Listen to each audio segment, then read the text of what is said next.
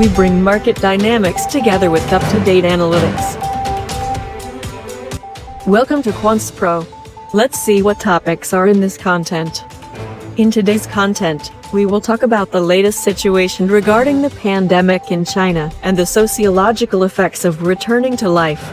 We have two guests to inform investors about what they should focus on, especially considering the equity markets.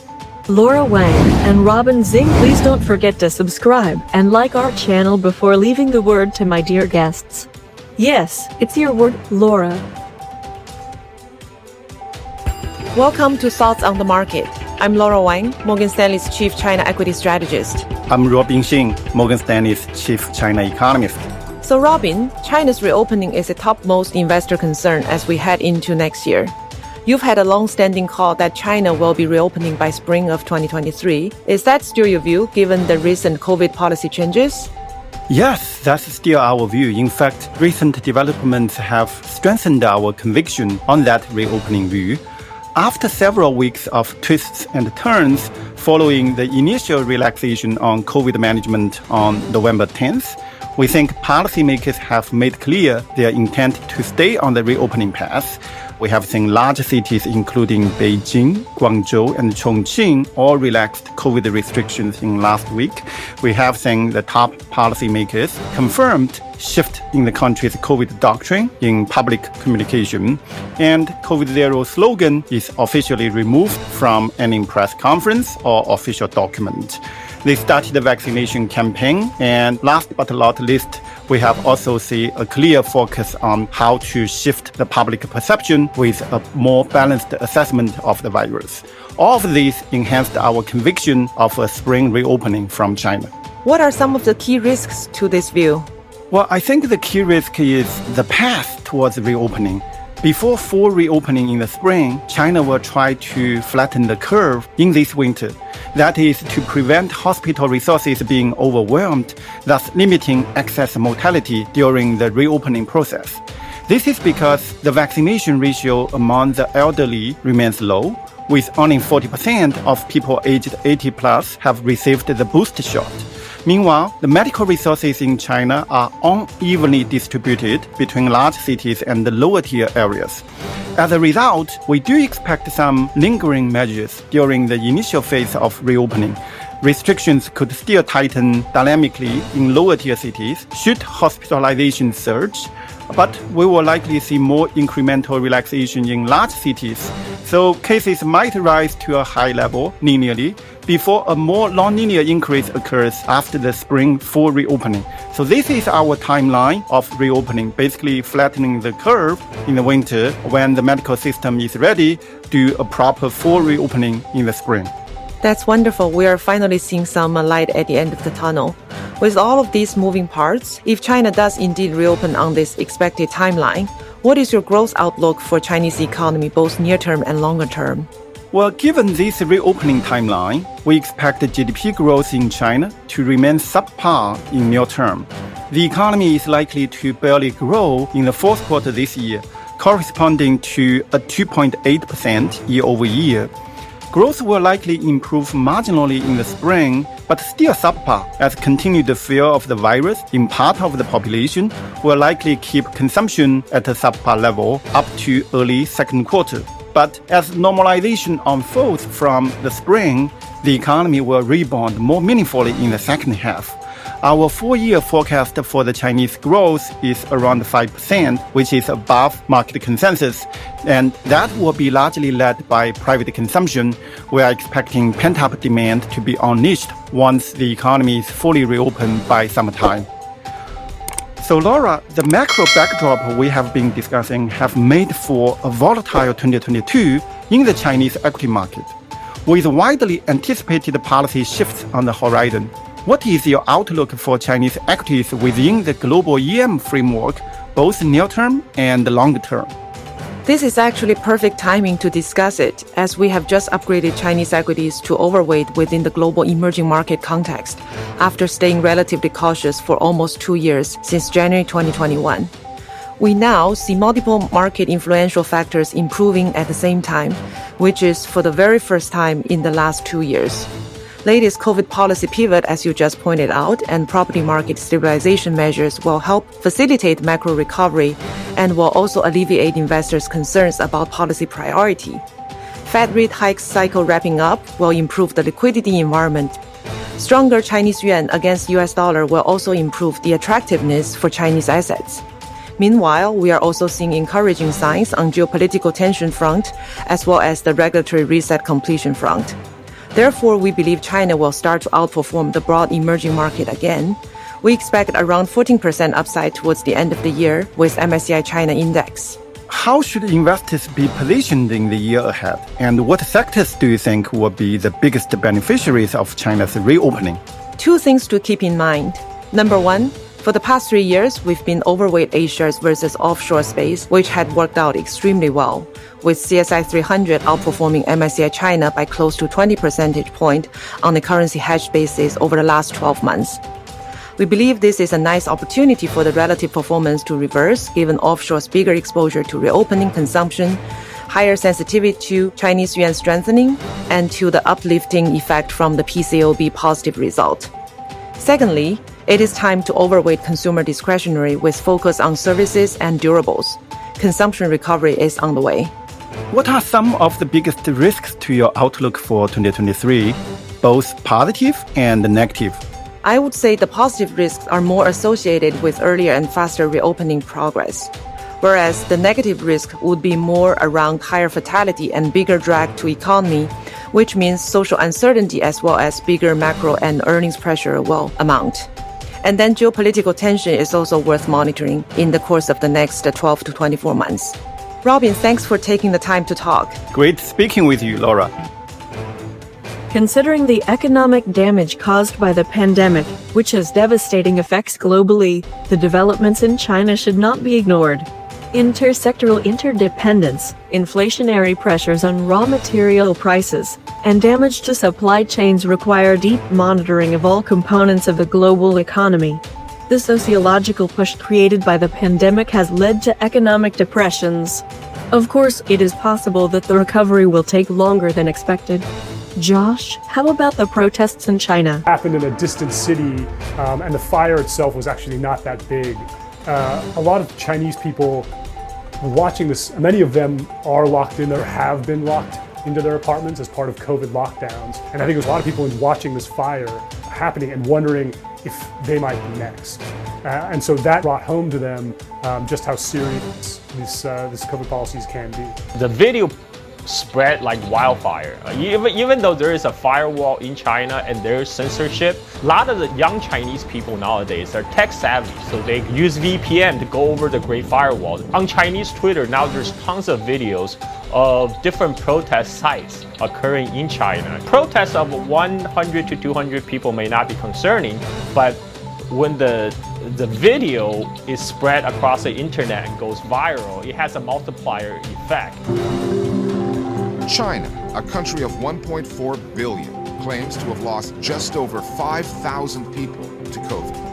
While scientists outside the country doubt the official numbers are accurate, they are likely many times higher than the authorities admit. They do accept that the harsh measures, extended lockdowns, heavily policed, have been effective. But the patience of citizens has worn thin. They're tired of the QR codes they are still required to produce on their phones in order to avoid taking another mandatory COVID test, or to just get around. Spare a thought, however, for journalists at state-controlled news outlets. They've been lauding President Xi Jinping and his approach to COVID. Now Quants Pro. We present the bonus stock analysis that the team has meticulously prepared for you. For stock reports specific to our followers, please do not forget to write the name of the stock you want to analyze and your email address in the comments section. Welcome to the Market Insights session specially prepared for companies. I'm Lisa and my friend David. Hi, David. Hi, Lisa. Our content, which we have prepared for investors who value innovative analytics while managing their portfolio, includes powerful decision support hardware. We start our content that we have prepared by using current academic techniques. When we examine the chart of the stock carefully, we can see that there has been a downward trend in the last weeks. decreases in trading volume accompany this trend. It is worth emphasizing this point. Sometimes, serious upward or downward movements in the trading volume may indicate a feature that supports the trend of the stock. In addition, the investor should benefit from other technical analysis findings while taking a position. You're so right, David. Even if the trading volume alone does not produce a solid signal, it can be useful when used in conjunction with accurate technical analysis methods. Let's examine our other parameter. The moving average converged divergence curve integrated into the chart remained within the threshold ranges. This indicates that the share price is not overly low yet. Finally, let's examine the commodity channel index oscillator embedded in the graph at the bottom. This indicator gives information about the deviation levels from the price trend. When the chart is carefully examined, it can be seen that the price action is within the oscillator band. In this case, it can be said that there is no excessive movement in the share price. When the Bollinger Band accompanying the share price is examined, it can be seen that the price remains within the band. This indicates that the share price moves close to its dynamic average. It is still early to take a position in terms of buy or sell decisions. None of the technical analysis indicators expressed in the chart alone can create a buy or sell decision. It is beneficial for the investor to prefer alternative technical analysis methods when making a buy or sell decision. For me, the Bollinger Band is a very simple and understandable instrument. Perhaps that is why it is widely used. Now let's examine the performance of the company's competitors. When the graph is carefully examined, the price performances of the rival companies as of the previous day's closing can be seen. Why are the rival performances important, David? What do you think about this topic? I think it's an important indicator for investors. Because if the company competing with its competitors in the same industry conditions is in a better position than its competitors, this may be due to the internal dynamics of the company. Even this probability is quite high. This can be understood as a positive signal. Of course, the reverse is also true, right? Definitely, Lisa. Let's continue. In the graph on the screen, the red indicator shows the company's percentage performance, and the yellow indicator shows the competitor's percentage price performance. Of course, the red indicator passing the yellow indicator to the right is an important development in terms of company performance. QuantPro followers, some descriptive information about the stock is on the screen as of the specified date. Let's take a look at the descriptive parameters of stock which you are considering trading in order to take a good position in the markets and evaluate the opportunities. By the way, most of the parameters are dynamics that make sense in the long run. Most of the descriptive parameters were obtained with a deterministic approach. Let's examine the performance of the stock in terms of some parameters. Considering the content carefully, the price-earnings ratio is an important indicator for investors. This ratio is used to calculate the relative value of the stock. This ratio also helps determine whether the stock is overvalued or undervalued. In this sense, analysts use the price-earnings ratio when they want to determine whether the share price accurately represents projected earnings per share. Of course, this ratio is not an indicator to be used alone. It can be used more efficiently, especially for intercompany or periodical comparisons. Instead of sticking to one parameter, it would be a better behavior to make a buy and sell decision by including different technical analysis parameters in the analysis. The price ranges in the daily and 52-week range are given in the table. Investors' perception of short or long-term changes his sensitivity to price movements. In this sense, it is important how long the investor will keep the stock in his portfolio, as well as at what price he will buy the share. Sometimes the oscillations in the markets are so severe that relevant prices can be tested sooner than expected. While the daily price range is an important indicator of the buy or sell level of the stock price, the weekly price range provides a more robust analysis capability. The market capitalization value, which expresses the weight of the company's performance in the market, is as in the table.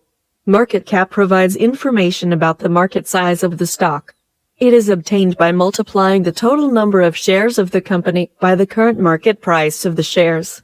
Of course, although this classification is important for a stock career, it does not provide a sharp assessment for buy or sell decisions. Large cap, $10 billion or more, mid cap, $2 billion to $10 billion, small cap, $300 million to $2 billion. Shares outstanding refer to a company's stock currently held by all its shareholders, including share blocks held by institutional investors and restricted shares owned by the company's officers and insiders. Outstanding shares are shown on a company's balance sheet under the heading Capital Stock. Since the data in the balance sheet and other financial statements of the companies provide vital information about the genetics of the company, they are the most organic findings that affect the investment decisions. Public float value is as in the table. Public float may refer to all the shares outstanding that can be publicly traded. The company's beta value is as in the table. A beta value greater than 1 indicates that the stock of the company oscillates more than the market average. This indicates high volatility.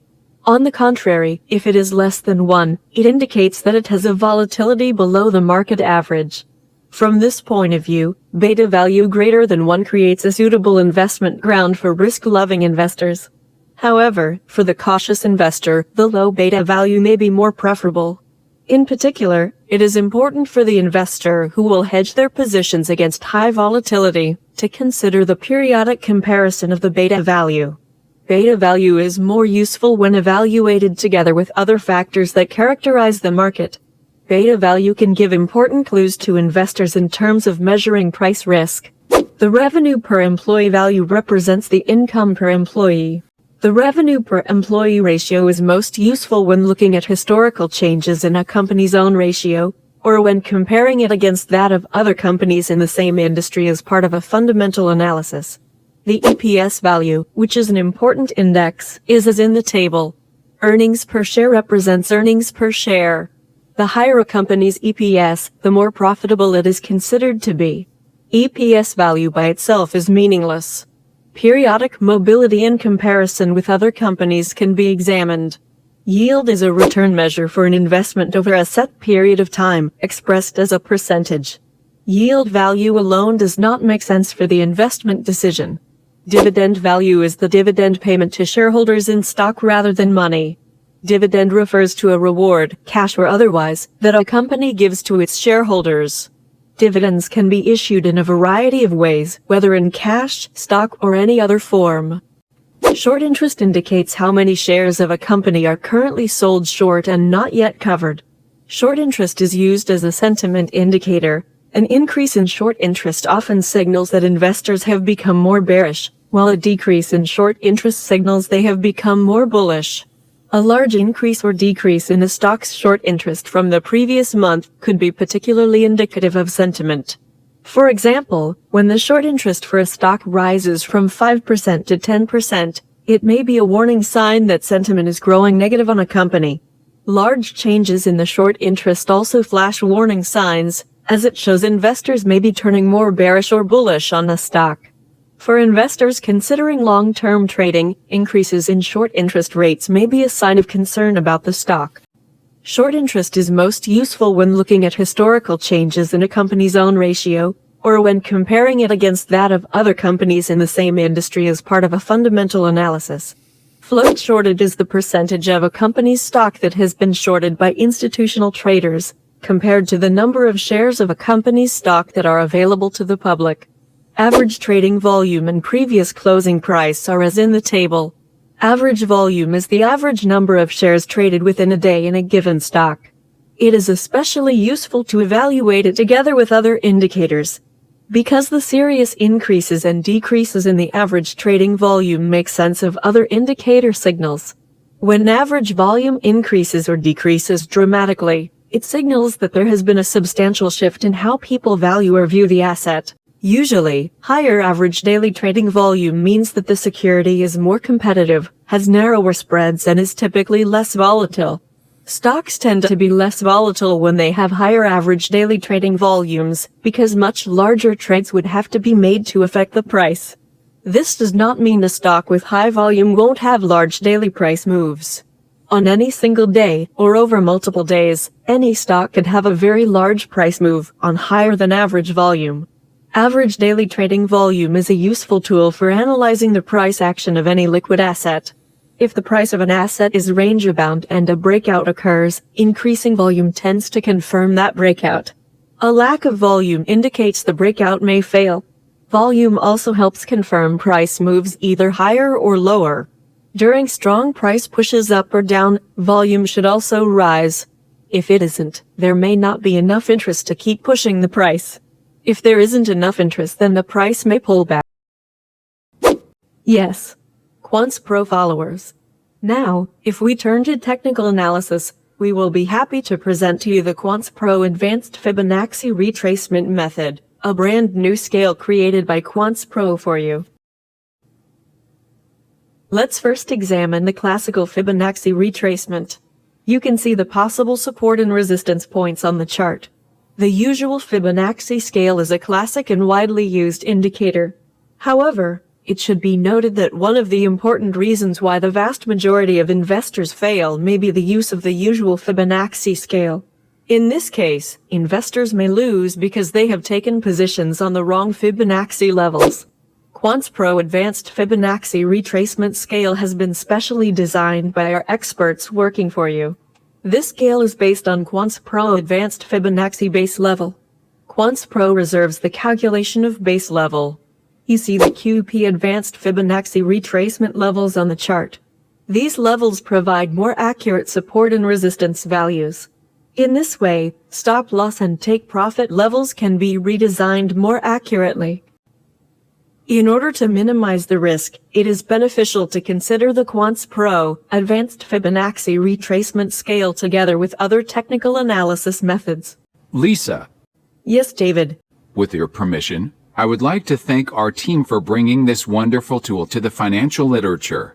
It's truly an excellent scale that will cause traders to reconsider classic support and resistance points. After analytics with key characteristics for the investment vehicle, it would be helpful to provide information about returns. The general course of returns is extremely important for the investor in the final scenario. As a result, we all dream of an investment instrument with a high cumulative return at the end of the period. Cumulative returns do not give absolute information about the buy or sell signal or the timing of these, but it can give an idea about the contribution of the investment instruments to the investment portfolio and its periodic performance. When the chart is carefully examined, it can be seen that the cumulative returns have been increasing recently. This situation can be considered as a positive signal about the investment vehicle. Now we present to you a brand new experience of Quants Pro News Impact Analytics. The news effect, which is theoretically based on the effect of negative or positive errors on the variance of the investment instrument, in practice refers to the effect of good or bad news on volatility. For this purpose, Quants Pro meticulously examined the comments of the stock and created the news effect graph for you. You can see the news effect for the stock in the chart.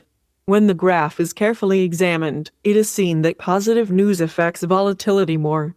In this case, the investor should know that positive news about the stock will increase the model volatility. Investors should make use of other technical analysis instruments when making their decisions.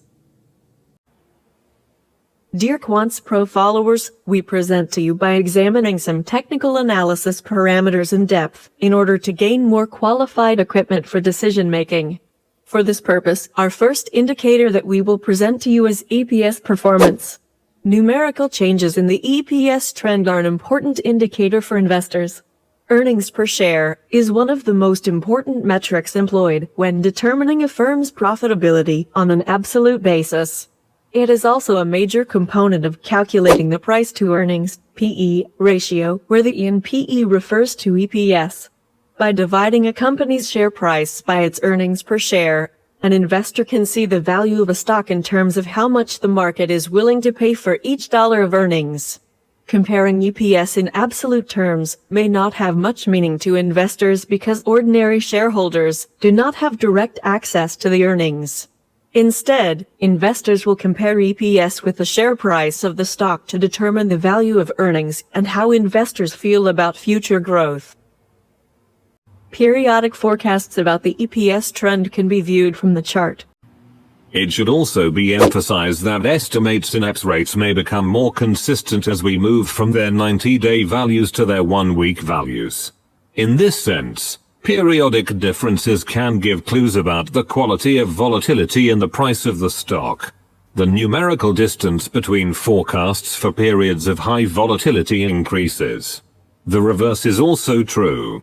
What counts as a good EPS will depend on factors such as the recent performance of the company, the performance of its competitors, and the expectations of the analysts who follow the stock. Sometimes, a company might report growing EPS, but the stock might decline in price if analysts were expecting an even higher number. Likewise, a shrinking EPS figure might nonetheless lead to a price increase if analysts were expecting an even worse result. It is important to always judge EPS in relation to the company's share price, such as by looking at the company's PE or earnings yield. Thank you, David. You can examine the graph on the screen to learn about the variability of the periodic forecasts made by our team. In the graph where the EPS trend is examined, we can say that the thin candles belong to more consistent forecasts. In the graph here, the significance of the estimations for the EPS trend, in terms of the relevant time periods, are given in parentheses. Periodic significance can be viewed from the table on the screen. I think the comparison expressed in the first line is more important for the investor who follows the near term. Of course, David. Periods comparison of forecasts for EPS trend between periods is directly related to investors' time management.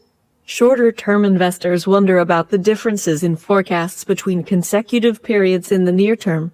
Comments on the significant differences between the periods can be examined in the table.